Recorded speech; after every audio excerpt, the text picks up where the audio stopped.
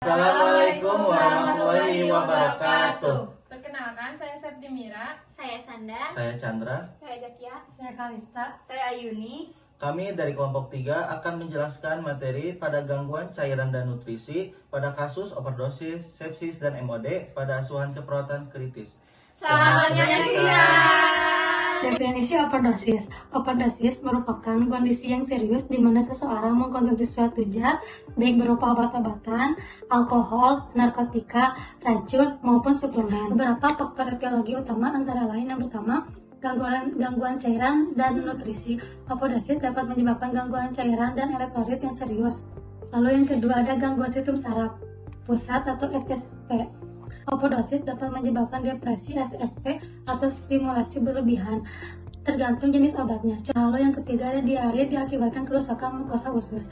Obat tertentu atau racun yang dikonsumsi dalam jumlah berlebih dapat merusak lapisan mukosa gastrointestinal, menyebabkan diare, nyeri perut, dan malabsorpsi nutrisi. Patofisiologi overdosis. Setelah masuk ke dalam tubuh melalui saluran pencernaan, zat beracun atau obat-obatan tersebut pertama kali akan mencapai lambung. Di lambung, zat beracun memicu respon pertahanan tubuh. Pertama berupa iritasi mukosa lambung, peningkatan sekresi asam, dan kontraksi otot polos lambung. Terapi farmakologi yaitu ada 4. Yang pertama ada antidot spesifik. Definisinya yaitu obat yang digunakan untuk menetralkan atau menghambat efek toksik zat tertentu. Untuk contohnya yaitu naloxone untuk overdosis opioid dan N-acetylcysteine untuk overdosis paracetamol. Adapun lumazenil untuk overdosis benzodiazepine.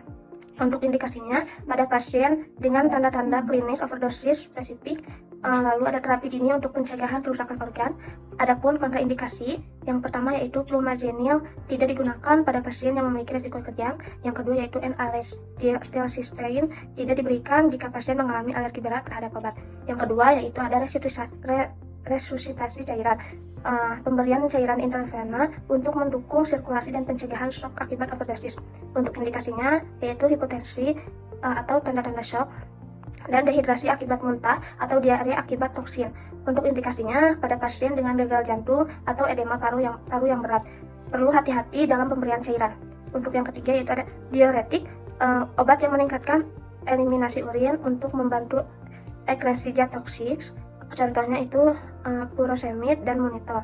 Untuk indikasinya overdosis obat yang diekskresikan melalui ginjal, misalnya lithium asam salisilat. Dan pasien dengan retensi cairan ringan dan fungsi ginjal yang baik. Kontraindikasinya yaitu gagal ginjal berat, hipovolemia atau dehidrasi berat, hipokalemia atau gangguan elektrolit serius. Yang keempat, terapi diet pada kasus overdosis. Yang pertama ada hidrasi dan elektrolit. Hidrasi yang adekuat merupakan langkah pertama yang krusial dalam terapi overdosis. Air dan cairan elektrolit yang membantu yang pertama itu mempercepat eliminasi zat toksik melalui ginjal. Lalu menjaga keseimbangan cairan dan elektrolit yang terganggu akibat muntah, diare, atau efek obat. Mencegah dehidrasi yang dapat memperberat kerusakan organ. Yang kedua ada nutrisi ringan dan mudah dicerna. Pada fase akut, pencernaan pasien sering terganggu. Oleh karena itu, makanan harus ringan, mudah dicerna, dan rendah lemak. Contohnya bubur dan sup sayuran, roti tawar atau nasi lembut, buah yang tidak berserat, kasar seperti pisang. Yang ketiga ada protein dan antioksidan. Protein sangat penting untuk mendukung regenerasi jaringan dan fungsi sistem imun yang bisa terganggu akibat toksisitas obat. Sumber protein yang direkomendasikan yaitu putih telur, ikan ayam tanpa lemak, produk susu rendah lemak. Jika ada asuhan keperawatan pengkajian pada primary survei pada kasus overdosis, yang pertama ada RT. Langkah-langkah pengkajian dan tindakan. Yang pertama yaitu pemeriksaan kesadaran pasien. Jika pasien tidak responsif, periksa apakah adanya suara nafas dan gerakan dada. Lalu yang kedua ada posisi kepala dan rahang. Gunakan manuver hand lip, chin lip, atau jaw strap untuk membuka jalan nafas. Manuver jaw strap lebih dianjurkan jika dicurigai trauma servikal. Langkah yang ketiga yaitu sirkulasi. Langkah-langkah pengkajian dan intervensi. Yang pertama adalah periksa denyut nadi dan perkusi. Rasakan denyut nadi di karotis atau radial. Lalu jika nadi tidak teraba, segera lakukan CPR sesuai pedoman terbaru. dikombinasikan dengan ventilasi bantuan. Langkah yang keempat yaitu disability. Langkah-langkahnya yang pertama yaitu tingkatkan pemantauan kesadaran, gunakan GCS untuk menilai respon verbal, motorik, dan buka mata. Lalu periksa pupil. Beberapa obat menyebabkan miosis atau pupil mengecil seperti opioid, sementara obat lain bisa menyebabkan midriasi, pupil membesar. Langkah yang kelima yaitu exposure. Langkah-langkahnya yang pertama yaitu head to toe assessment. Periksa kulit, luka, memar, bekas suntikan, atau tanda-tanda trauma. Yang kedua yaitu pantau suhu tubuh. Beberapa otot bisa menyebabkan hipotermia atau hipertermia. Diagnosa keperawatan yang sering muncul biasanya yang pertama yaitu bersihan jalan napas tidak efektif, pola napas tidak efektif, dan ketidakseimbangan cairan. Intervensi yang akan diberikan yaitu latihan batuk efektif, manajemen jalan napas, dan manajemen cairan. Implementasi keperawatan pada pasien overdosis dengan gangguan cairan dan nutrisi meliputi aspek psikologis diperhatikan dengan memberikan dukungan emosional, edukasi terkait efek obat, serta teknik-teknik relaksasi untuk mengurangi kecemasan, evaluasi keperawatan untuk menilai sejauh mana pemulihan cairan, nutrisi, dan kesejahteraan pasien tercapai. Definisi sepsis.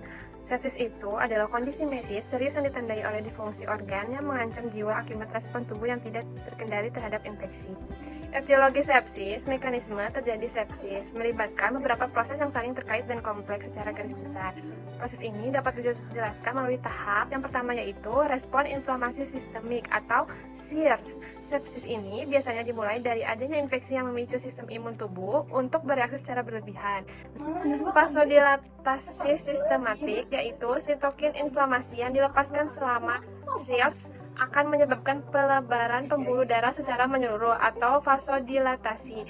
Nah, yang ketiga yaitu kebocoran kapiler dan peningkatan permeabilitas. Inflamasi sistematik juga mempengaruhi dinding kapiler.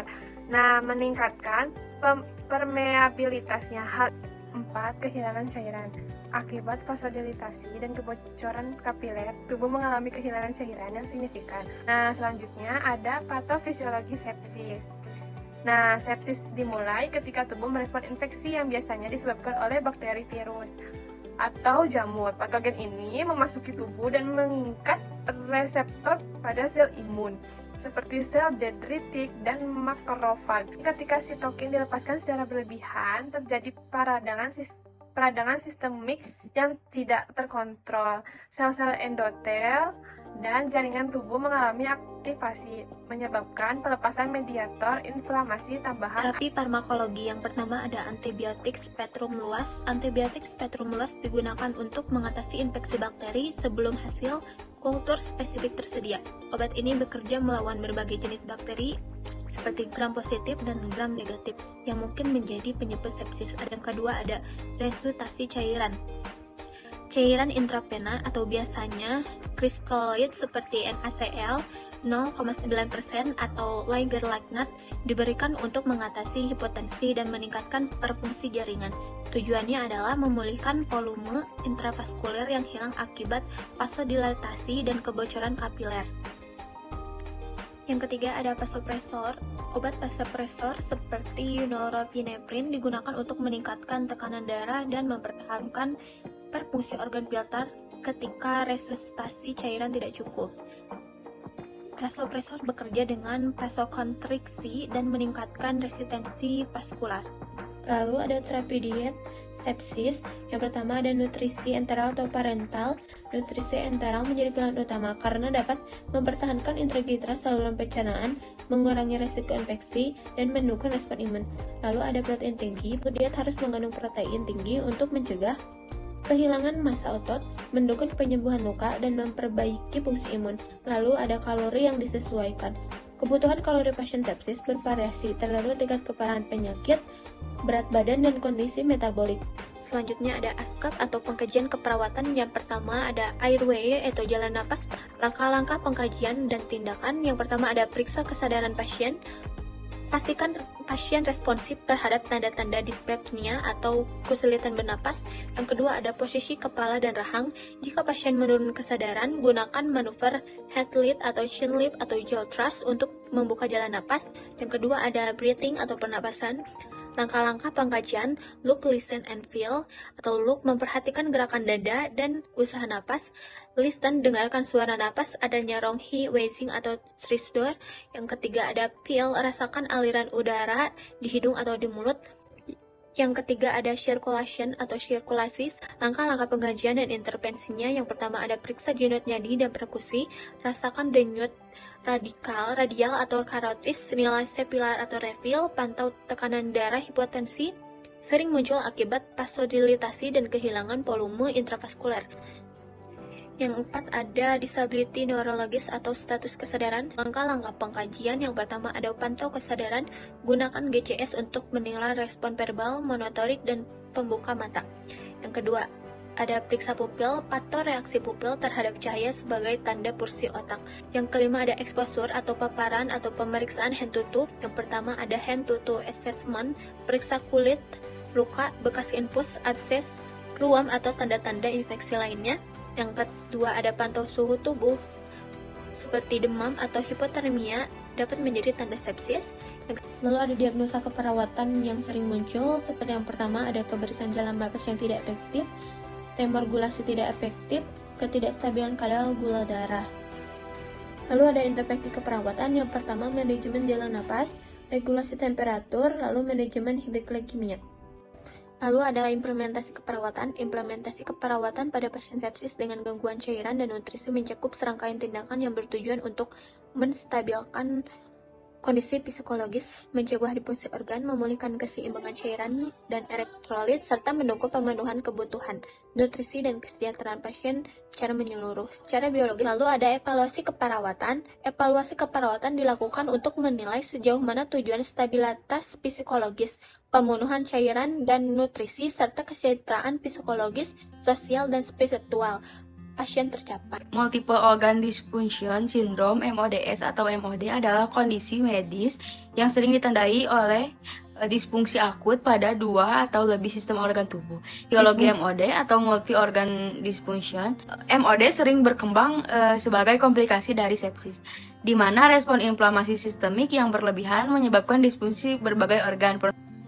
Nah, selanjutnya ada patofisiologi MOD, Multiple Organ Dysfunction atau MOD biasanya dimulai oleh gangguan primer yang signifikan pada tubuh. Gangguan ini dapat berubah sepsis, yaitu infeksi parah yang menyebar ke seluruh tubuh, trauma berat akibat kecelakaan, benturan, luka bakar luas, atau cedera serius lainnya yang menyebabkan kerusakan jaringan. Selanjutnya itu ada terapi farmakologi. Yang pertama yaitu ventilasi mekanik, yaitu alat bantu pernapasan untuk pasien dengan gagal nafas atau hipoksemia.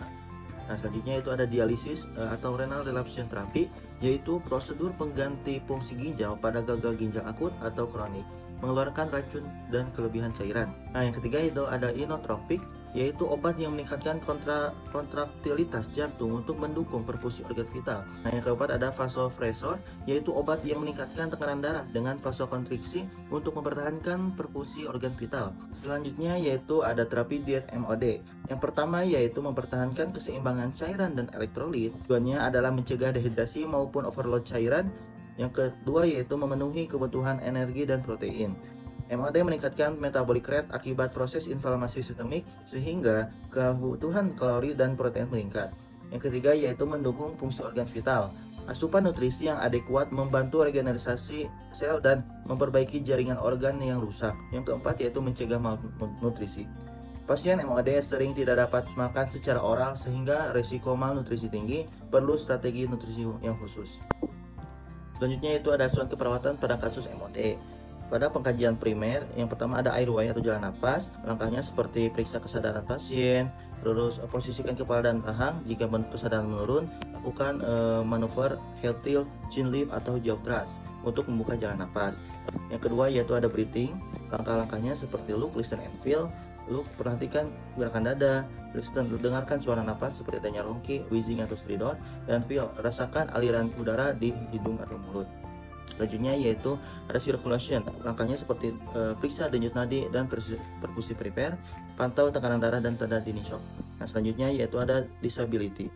Langkah-langkahnya seperti pantau kesadaran pasien dengan GCS, periksa pupil, pantau tanda-tanda vital. Selanjutnya yaitu exposure. Lakukannya seperti head to toe assessment, pantau suhu tubuh, identifikasi sumber infeksi atau komplikasi, pertahankan kenyamanan dan kehangatan pasien.